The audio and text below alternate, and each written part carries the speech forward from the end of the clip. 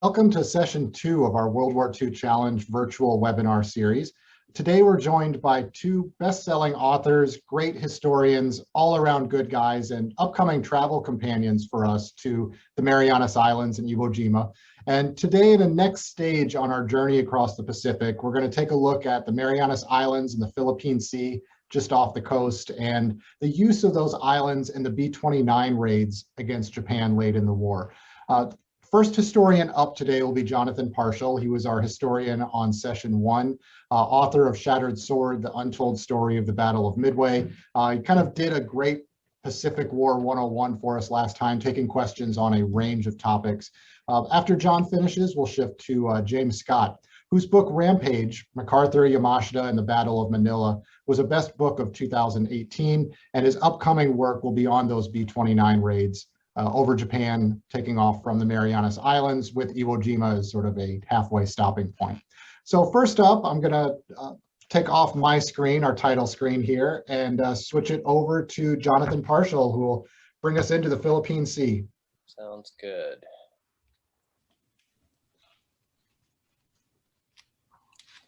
All righty. Can everybody see that? We good? All right. We're going to spend the next 15 minutes just blasting through the Battle of the Philippine Sea, otherwise known as the Marianas Turkey Shoot, which marks the end of the Japanese carrier force. So without further ado, the American plan of battle here is based on the twin campaigns that began unfolding in the Pacific at the beginning of the end of 1943, actually. With two separate drives, one of which is headed up by MacArthur down in the South Pacific, which is basically going along through New Guinea and is aimed at the Philippines as its ultimate juncture. And then a separate axis of advance across the Central Pacific that is being run by Admiral Nimitz. And so if we fast forward about 6 months, where we find ourselves at the end of May 1944, is that at this point, most of the northern coast of New Guinea has been gobbled up by the Americans. And there's actually been an attack down in New Guinea at a place called Biak. And that wrong foots the Japanese into thinking that the main axis of advance is going to continue to be along New Guinea and towards the Philippines. They begin moving elements of their fleet south, only to then receive word in mid-June that an enormous invasion force has showed up off of the Marianas Islands, particularly the island of Saipan. And the reason that the Americans are interested in having these islands, as James is going to explain in just a little bit, is because we're going to turn Guam, Saipan, and Tinian into enormous bomber bases for our B-29s. As soon as the Japanese get the word that this has taken place, they begin scurrying to relocate. And we'll talk about that in just a little bit. The man in charge on the American side is Raymond Spruance. He's got command not only of the naval forces, but all the ground forces as well. His mission is really relatively simple. It is to guarantee that this invasion comes off. And as such, his primary motivation is to make sure that the amphibious forces are being protected. He will certainly want to bring the Japanese fleet to battle if he can, but that's a secondary objective. The primary objective is making sure that the invasion happens successfully. Japanese plans now have to unfold relatively rapidly as they've been wrong-footed. The two guys that are going to be in charge of this upcoming battle are Vice Admiral Jisaburo Ozawa, who's the commander of the carrier force, and Vice Admiral Takeo Kurita, who is going to be the commander of the escorting battleship and other screening elements. The Japanese plan is pretty sophisticated in that what they anticipate is that there will be an American carrier force that will be somewhere to the west of the Marianas Islands. When that force arrives, what they're going to do is they're going to shuttle as much land-based air power as they can into the Marianas. and take that battle fleet under attack. Simultaneously, the Japanese carrier fleet is going to come out and bring the Americans to battle as well. And so it's hoped that this combination of carrier-based plus land-based air assets will be sufficient to defeat the Americans. One of the sort of tactics that they tend to use with their carrier force is what they call shuttle bombing. So bombers that will come off of the Japanese carriers will hit the American task forces and then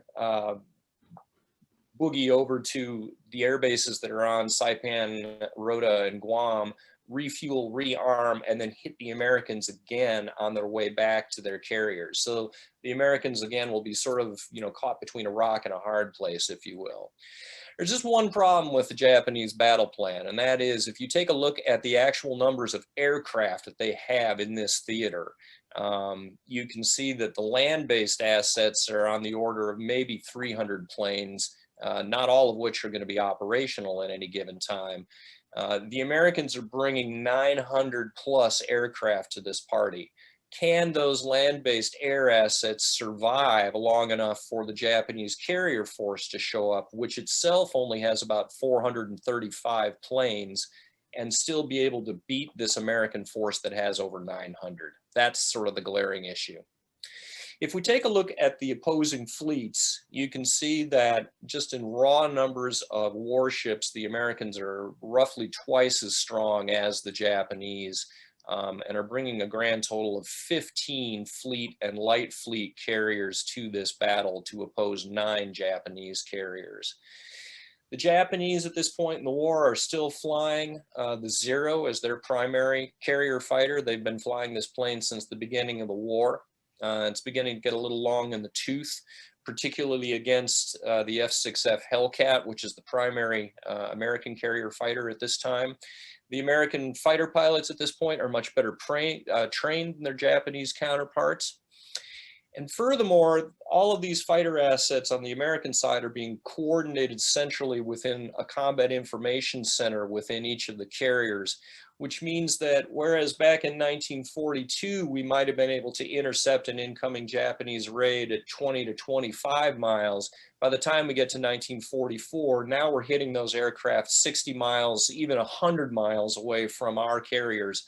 So the Japanese are going to have to fly through this gauntlet just to get to our carriers. Once they arrive there, they are going to be presented with an absolute wall of defensive firepower in the form of numerous 5-inch 38, which is hands down the finest heavy anti-aircraft gun of the war. Loads of 40mm Bofors, which likewise pretty much the finest medium anti-aircraft gun of the war. And all of these systems are at this point radar directed on the American side. One way to envision that increase in lethality of defensive firepower is to look at throw weight. So here we have a nominal carrier task force on the American side with a carrier in the middle, 6 escorts around it.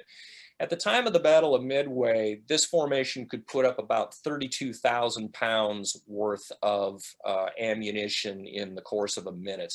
By the time you get to 1944, that throw weight has increased to about 162,000 pounds.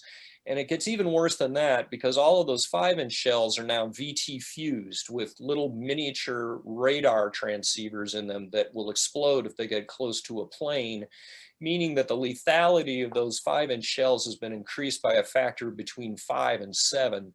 So now if you look at the effective throw weight of that formation, it is increased by a factor of 180 from 1942 to 1944. So approaching these carrier task forces at this point is tantamount to committing suicide. It's just absolutely lethal in terms of a threat environment.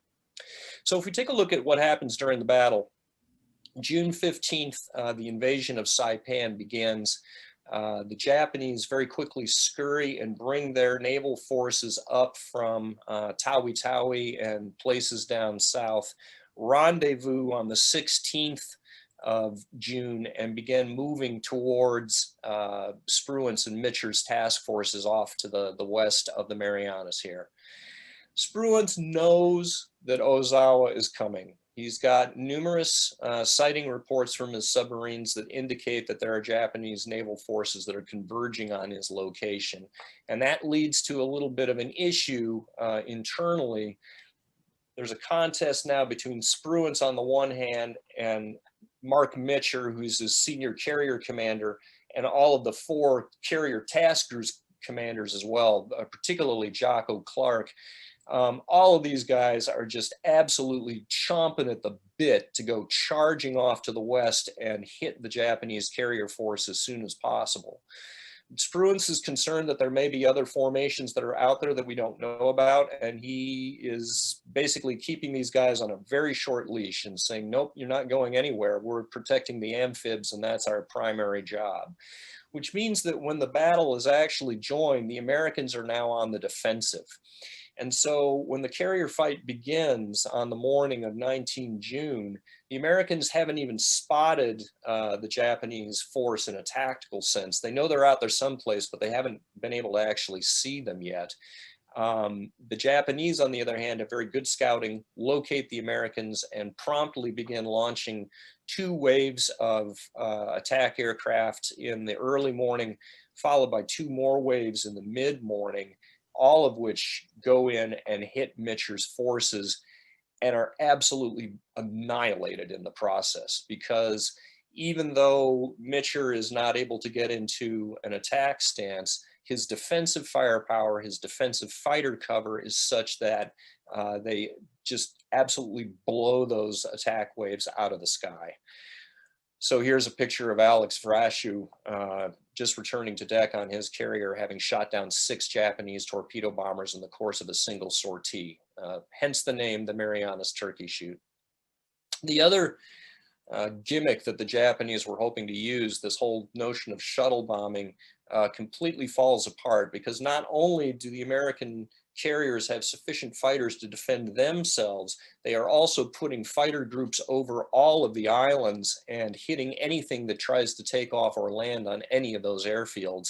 And so, you know, this is what most of those airfields look like at the end of this particular engagement. While all this is going on, unfortunately for the Japanese, the American submarines have been having a heyday, and in the late morning sink both the Shokaku and the Taiho, which is the most modern and powerful of the Japanese carriers.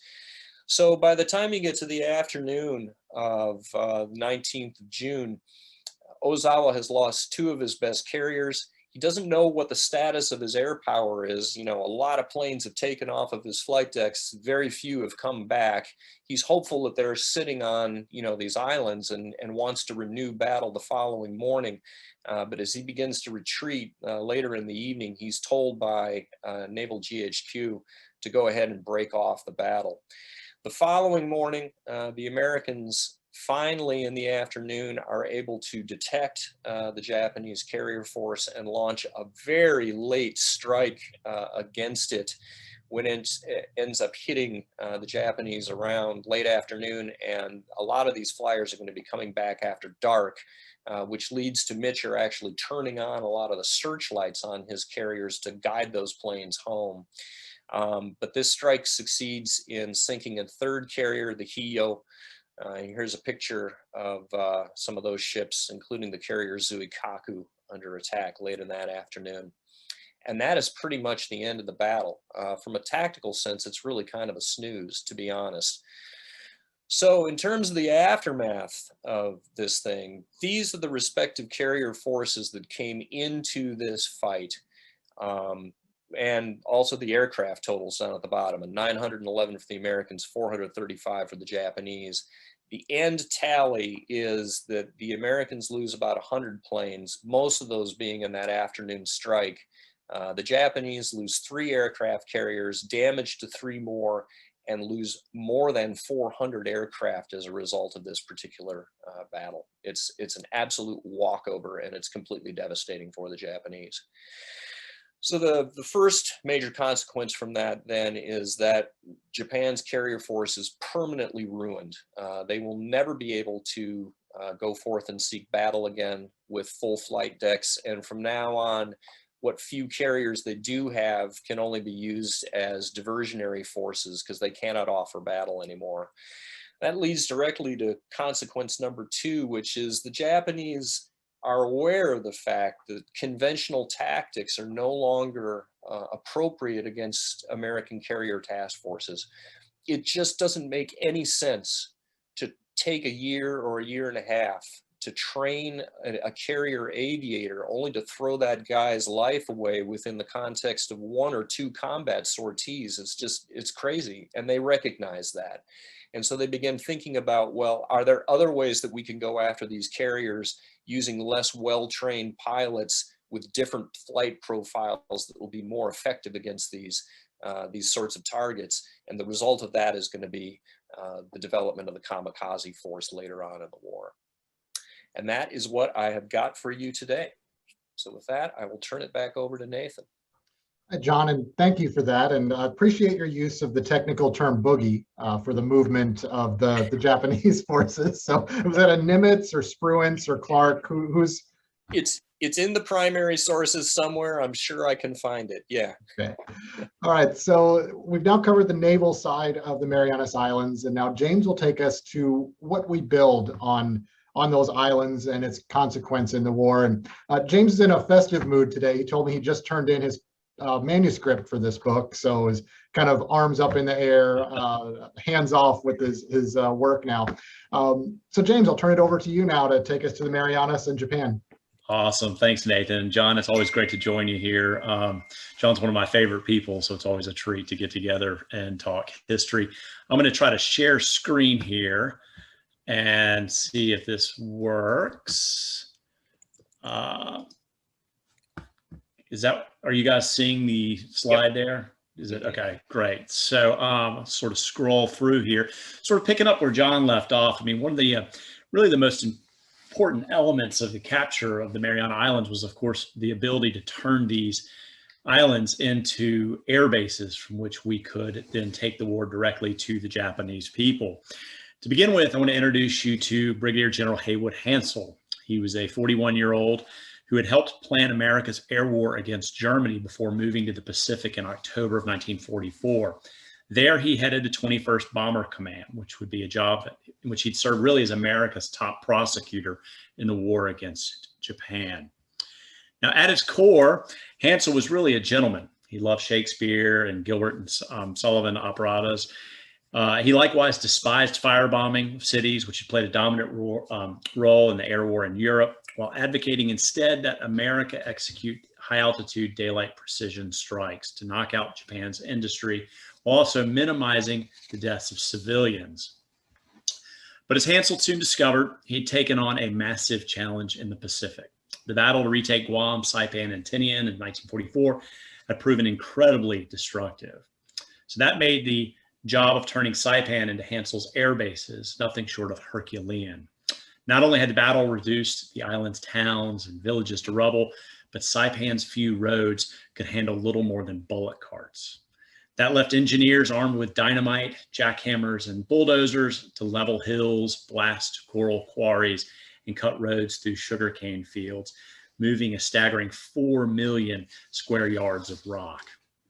All this, of course, was done while rogue Japanese snipers continued to target laborers, trucks, and planes in an effort to disrupt progress. But Hansell's challenges, of course, went beyond base logistics and snipers. His first few missions to bomb Tokyo in late November 1944 had revealed impenetrable cloud cover that often blanketed the island nation. In addition, crews battled hellacious jet streams over the empire that raged at speeds of up to 230 miles per hour, which wrecked bombing accuracy. Adding to Hansell's stress was Army Air Forces Commander General Hap Arnold, who had staked his career and the future dream of an independent air service on his ability of his bombers to successfully knock Japan out of the war before troops had to invade. To accomplish this goal, Arnold had made one of the biggest gambles of the war. He'd spent more than $3 billion of taxpayer monies to design and build the B-29 Superfortress. The B-29, in fact, proved the single most expensive weapon systems of the entire war, surpassing even the atomic bomb. The 4-engine bomber, of course, proved an aeronautical marvel, constructed out of 55,000 parts and boasting a wingspan of 141 feet. That's 20 feet longer than the Wright brothers' first flight. But the B-29, as Hansel soon discovered, proved a troublesome new airplane, often prone to engine fires. Mechanical problems on a 3,000-mile round-trip flight to Tokyo with nowhere to put down in between could easily, of course, doom a crew. So as November 1944 rolled into December, Hansel continued to struggle. His early missions aimed to knock out Japan's aircraft industry, but post-strike photos reveal that his pilots were lucky to hit within 1,000 feet of the target. Mission after mission proved a bust. To make matters worse, the Japanese retaliated, raiding Saipan day and night from Iwo Jima, which is about 700 miles to the northwest. Over the course of 13 raids, Japanese bombers and fighters destroyed 11 of Hansel's B-29s and damaged another 49. Hap Arnold had finally had enough. January 1945, he fired Hansel and replaced him with Curtis LeMay. The 38-year-old LeMay, with his jet black hair and hazel eyes, was everything that Haywood Hansel was not. He lacked the social grace and polish of his poetic predecessor, a factor derived from his hardscrabble upbringing. But LeMay was a gifted pilot and navigator, having proved himself to be a daring commander in Europe. He pioneered longer bomb runs and developed the combat box formation that helped B-17s maximize defense. LeMay, of course, jumped into the job in the Marianas, establishing lead schools to help improve pilot, navigator, and bombardier performance. Though Hansel had been reluctant to use radar, LeMay pressed his crews to embrace this new technology.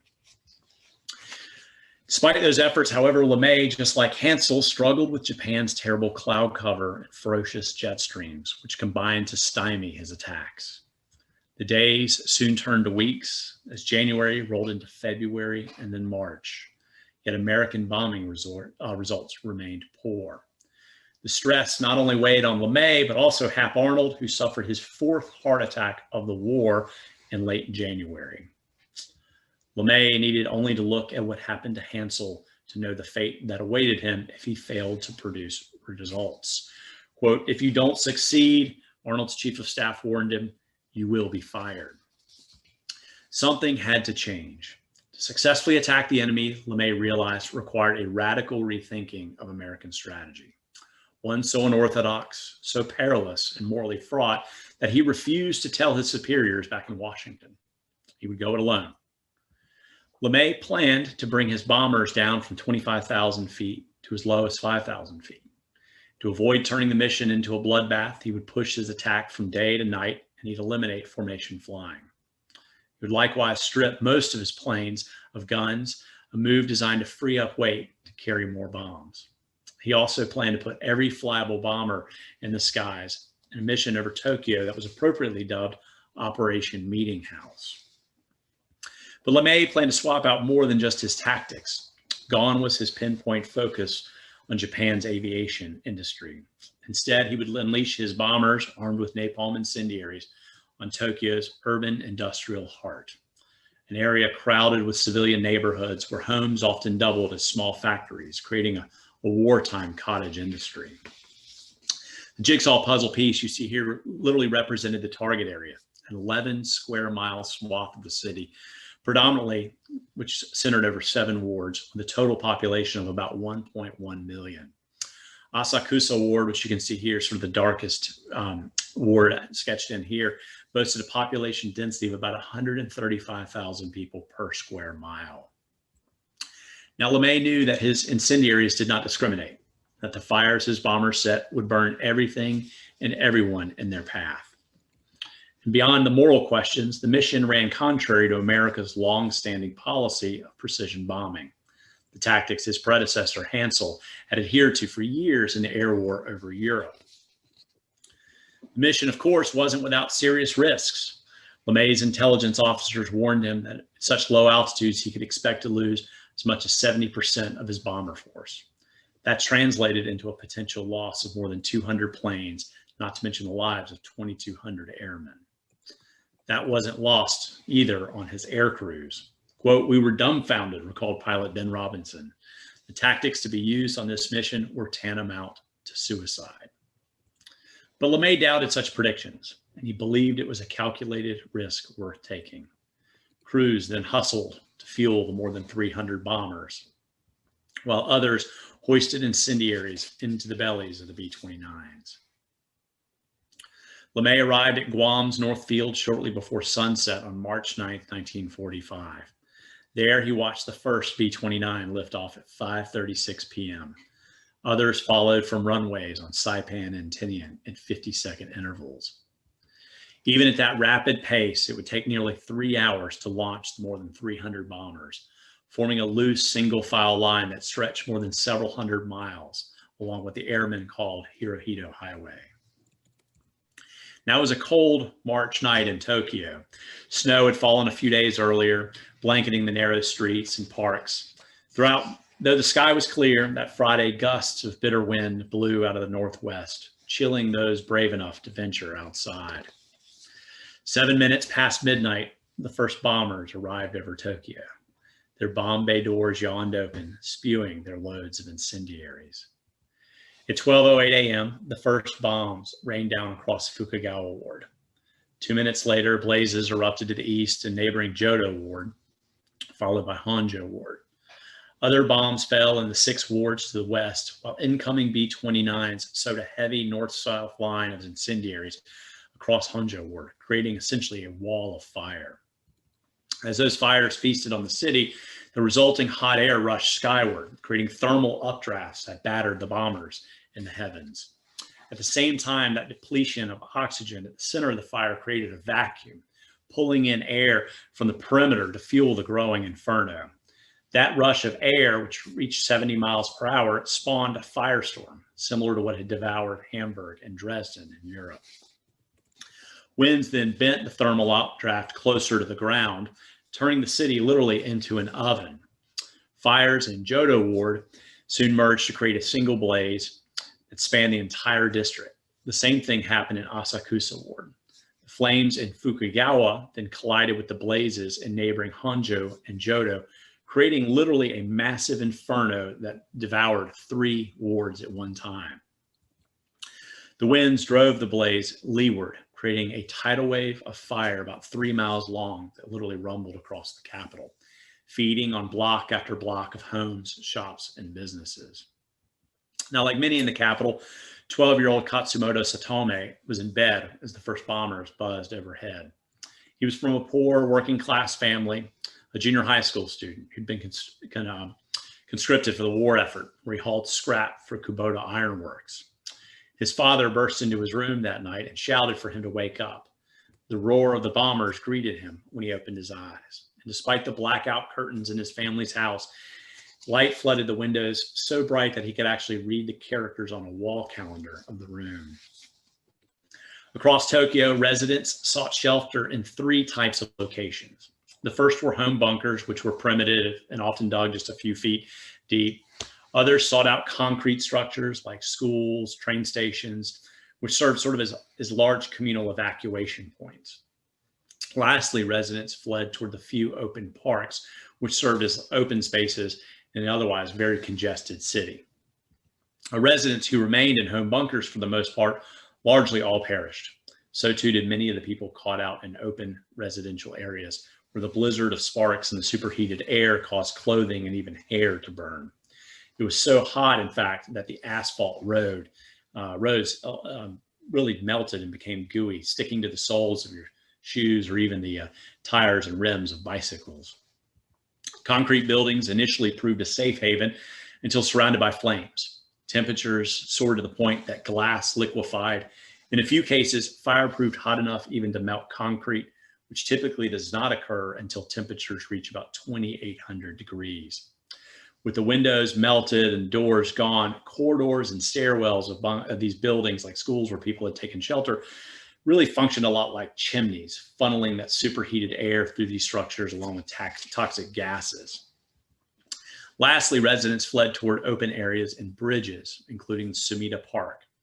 Unfortunately, the superheated air there caused bags that people brought out with them as well as the dead grass on the lawn to ignite. Many people then jumped into the rivers only to suffocate or die from carbon monoxide poisoning. A similar tragedy unfolded atop the Kotobashi Bridge, which is an 800-foot long span that was literally crowded with thousands of people and their belongings. Quote, in an instant, one survivor said, it turned into a sea of fire. To give you a sense of just how hot it was, take a look at the top image here, which is kitchenware fused together with roof tiles. The lower image is also kitchenware. This time, it's joined with corrugated metal roofing. The fires proved so hot, in fact, it was able to fuse metal coins together. Now, in the skies over Tokyo, this aerial freight train of terror literally rumbled for almost 3 hours as bomber after bomber unloaded its payload. As the inferno grew, inbound pilots could see the glow from the dying city as far as 150 miles away. Quote, it felt like you were staring into the mouth of hell, one pilot remembered. The sun rose over Tokyo in the morning of March 10th to reveal an apocalyptic wasteland, smoldering ruins, interrupted by the occasional brick chimney of a torched bathhouse or factory. Fires had devoured an astonishing 15.8 square miles of the enemy's capital. And you can see here how the fire spread south and east from the original target boundary lines. More than 104,000 people died. That sum is more than 4 times the number killed in the firebombing of Dresden, and more even than those who initially died in the atomic attack on Hiroshima and Nagasaki. Strike wounded another 40,000 people and left 1 million homeless. Literally 1 out of every 4 buildings in Tokyo vanished that night. 12-year-old Katsumoto Satome and his family had miraculously survived, escaping to the Sumida River near the target area's northern border. That next morning, on the walk home, his family paused along the banks of the river. The bodies of the burned and drowned literally bobbed in the muddy waters. There, the youth watched as men roped the bodies, hauled them up on the ground, and lined them up like fish in a market. Katsumoto, his father, said to him, look at it. Don't forget it. This is what war looks like. Throughout Tokyo, mortuary teams gathered the dead, laying them out in parks for families to identify them. Identification at times had to be done by prying open the mouths to look for gold teeth or by rings on fingers. Others learned to lift the arm to look sort of check the armpit for any recognizable swash of clothing that might identify a loved one. In incinerated schools, tally of the dead were often done by counting metal air raid helmets and buttons and buckles found in the ashes. The dead would eventually fill 67 temporary cemeteries and dug into the grounds of parks, temples, and schools. Japanese attack just decried the attack as slaughter bombing, but the nation that had horrified the world with the murder of hundreds of thousands in Nanking, Singapore, and Manila, and elsewhere garnered little support. Hap Arnold, recovering from his heart attack, cabled his congratulations to LeMay, describing the Tokyo raid as, quote, brilliantly planned and executed. The press echoed the general. Quote, a dream come true, wrote Time magazine. Properly kindled, Japanese cities will burn like autumn leaves. The lack of any public backlash served as a green light for LeMay, who over the next 5 months unleashed a fury unrivaled in the history of warfare.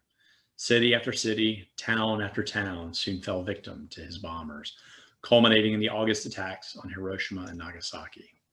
Only with dozens of cities in ruin did the Japanese government finally surrender. By the war's end, American B-29s had pummeled 66 Japanese cities, gutting literally 178 square miles. Tokyo, of course, suffered the war. 56 square miles in the capital. Those attacks killed a total of 330,000 people, injured another 500,000 more, and left another 8.5 million people homeless. LeMay had, in the end, done exactly what Hap Arnold wanted. He brought Japan to its knees without the army having to put boots on the ground. Even Haywood Hansel, who was crushed at losing his job, in the end credited LeMay for his success. To my mind, Hansel said, that decision was one of the most important decisions of the entire war. It was a personal decision, not a consensus, and he alone should bear the credit for it. That decision, of course, was his one to firebomb Tokyo and begin the path of burning Japan's cities. So that sort of concludes my presentation. Let me stop sharing. All right. So James, I think in following, we'll have some audience questions here shortly, but in following a book that I'd highly recommend that gave some insight into the Japanese mindset, a collection of short stories by Akiyuki Nosaka. There's a supernatural element to this, but they all take place on August 15, 1944, and many deal with that, the psyche of being bombed in the way that they were. And I know that in the course of you researching your upcoming book, you spent some time with survivors in Japan. And I wonder if you could talk a little bit about how you were received over there and the types of conversations you had. Yeah, absolutely. No, there is, so much of the attention when it comes to Japan at the end of the war is focused around Hiroshima. And of course, there's an amazing museum there. John lived in Hiroshima. He's been there many times as well. And so that really kind of steals a lot of the thunder. But there is, more recently, there's been a museum in Tokyo that's opened up. And this was privately funded, not by the government. And it's dedicated to the attack largely the March 9th firebombing of Tokyo. Some of the artifacts I showed of sort of the fused coins and things like that actually are on display there. Survivors of the firebombing of Tokyo, many of whom were children at the time, often come in and talk to school students and things like that. So there really is sort of at least pre-COVID, a pretty vibrant historical community in Japan surrounding that. So when I was working on the book, I went over there, spent several weeks and interviewed, probably about a dozen or so survivors, and found them, to be incredibly hospitable to me, considering, as an American scholar and whatnot. And of course, while there certainly has been a lot of, I think, anger and whatnot towards the Americans for this, there is also a lot that was directed towards their own leaders at that time. Because at that point, really, so much of, Japan was really largely a defeated country at that point. Their economy had reached its peak in 1944. The submarine blockade had really strangled it.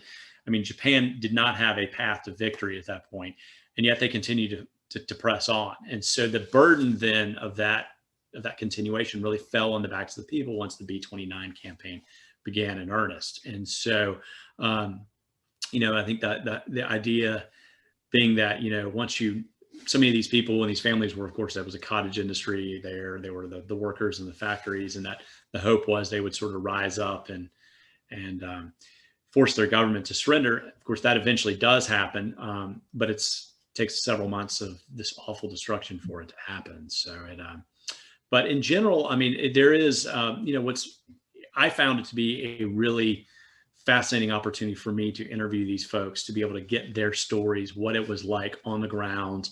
One of the people I interviewed literally was, lived just a block away from one of the principal aiming points that the Americans were after in that attack on Tokyo, and to be able to relate those stories in this upcoming book.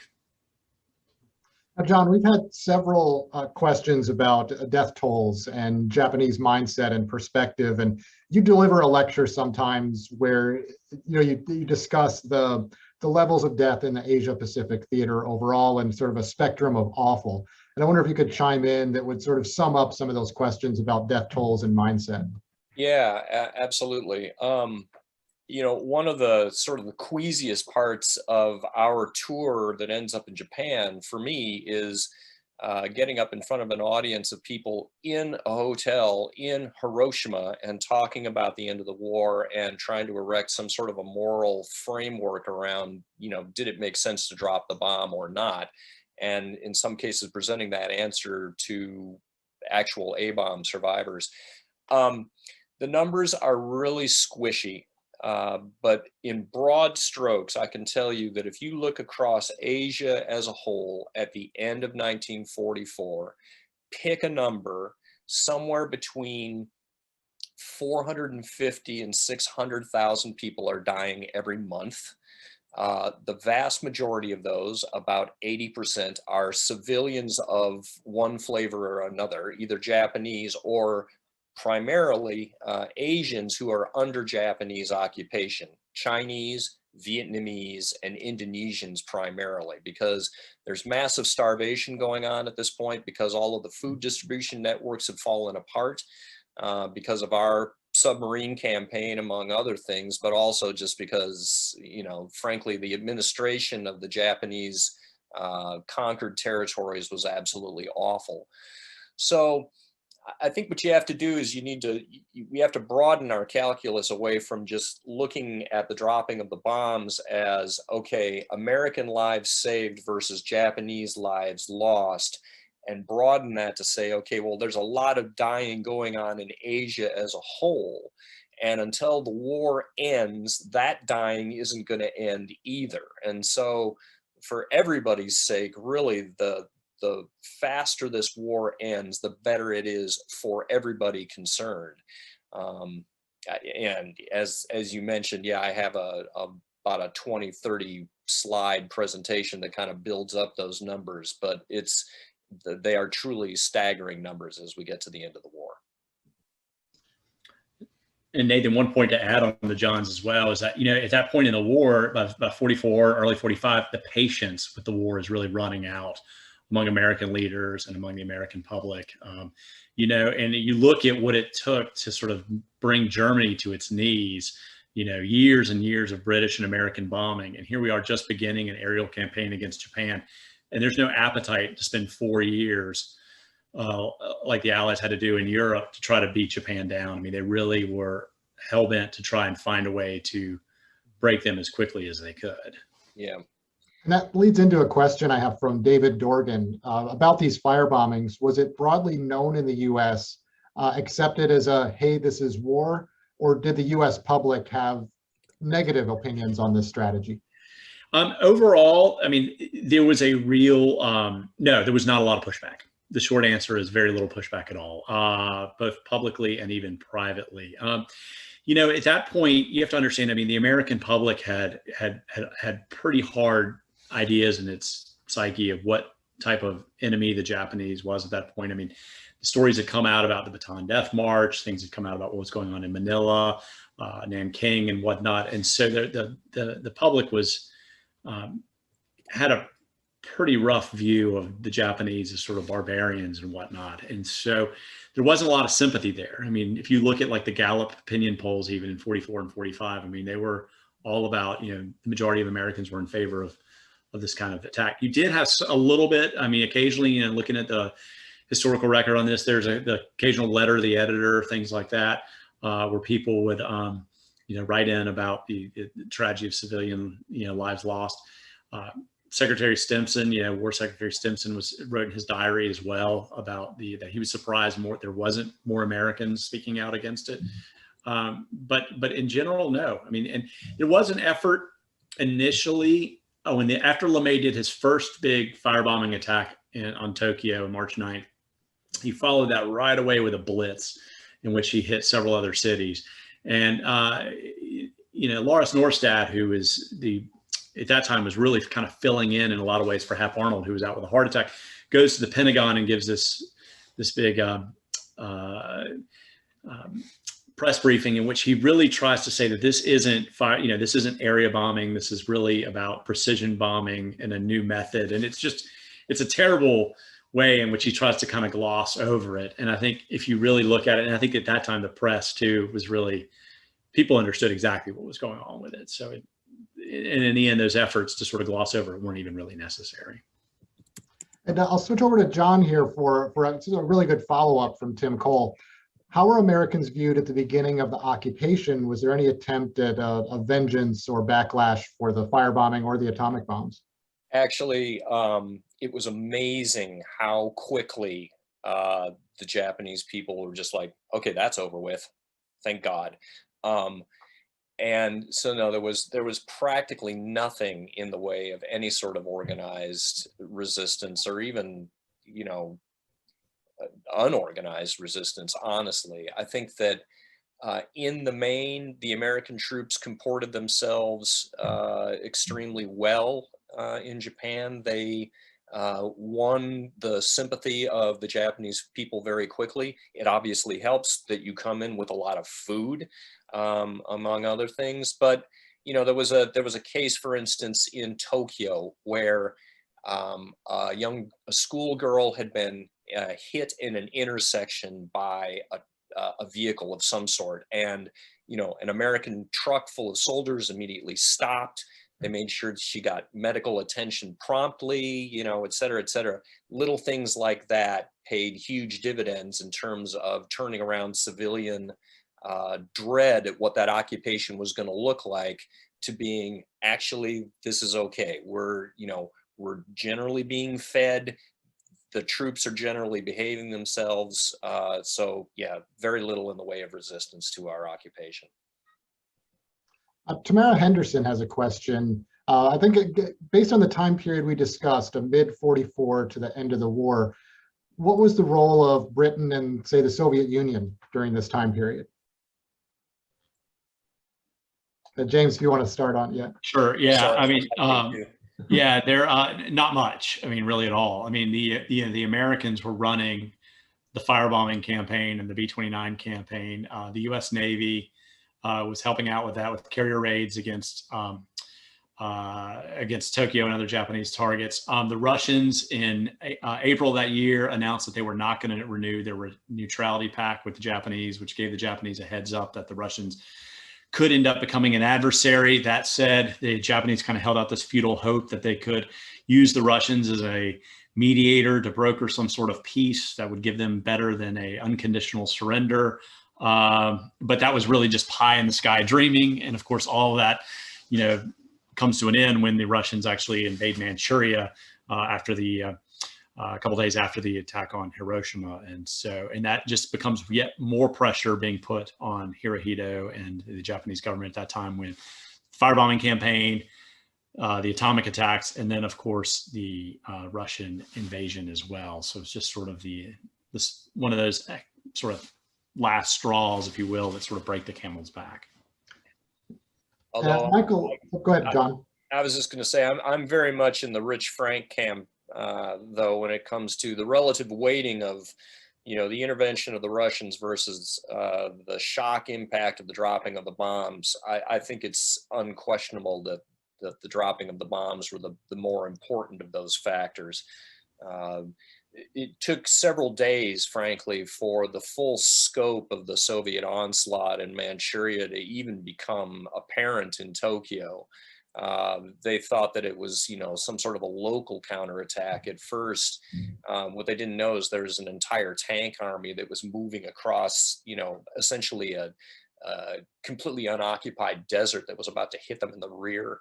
And, you know, things like that didn't really come into the equation until the decision had already been made to surrender.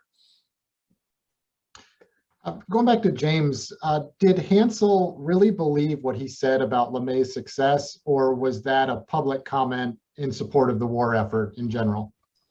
No, you know, Hansel is a really, I think, one of the most fascinating characters of World War II, and that, I mean, he was this total idealist, you know, and he was part of the, you know, he'd come up through sort of the Air Corps Tactical School and was a believer in this, and he was really academic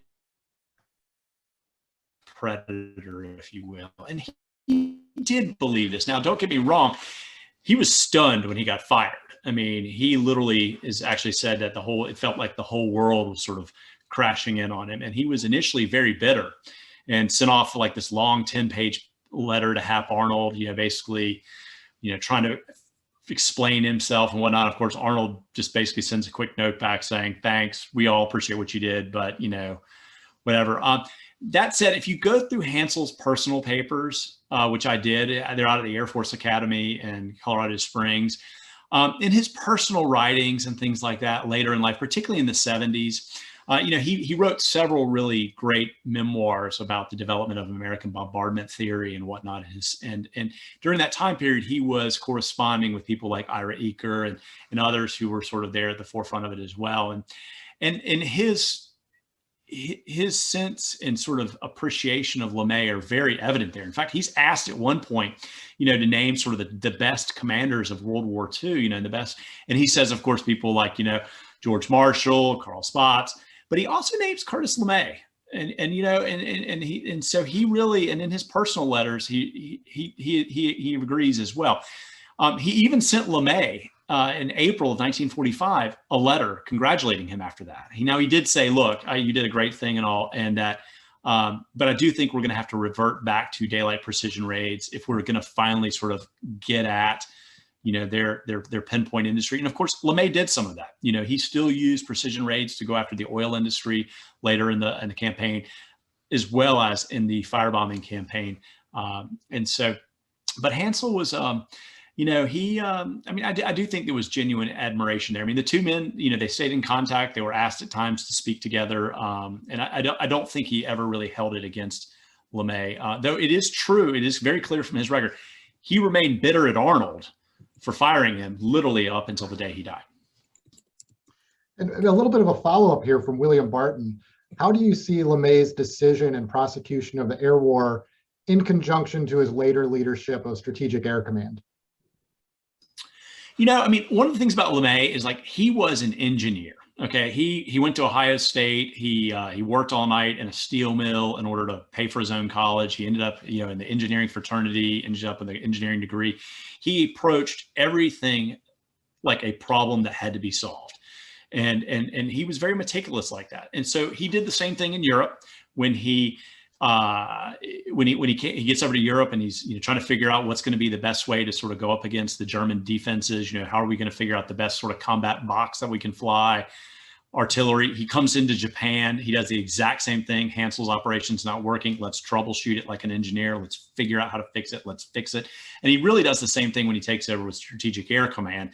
And he comes in and he says, okay, what are the problems here and how can I tackle them? Where can we position Strategic Air Command? Let's put it in the center of the country. What are the things I can do for morale? Can I do spot promotions and things like that? I mean, LeMay, he literally was just a thoughtful leader in a lot of that.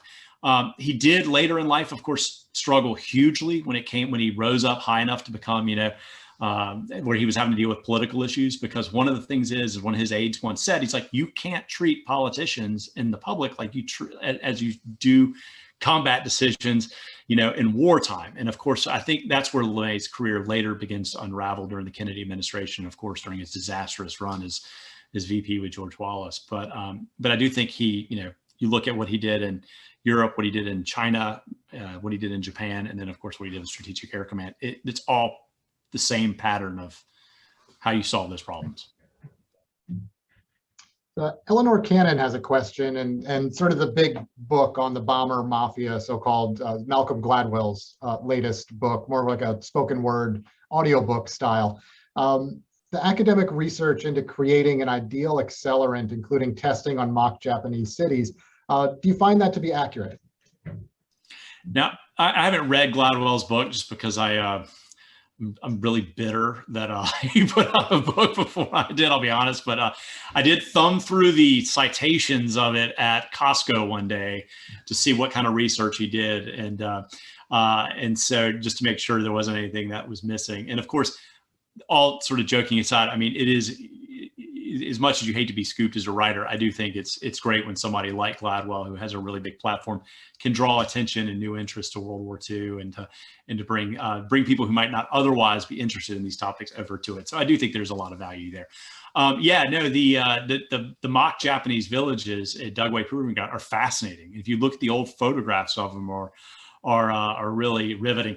But it wasn't just, I mean, we didn't just test the M69 and napalm there. I mean, one of the more fascinating elements, if you get into the research and the archives of the Committee of Operations Analysts, they studied Japan's history of fires.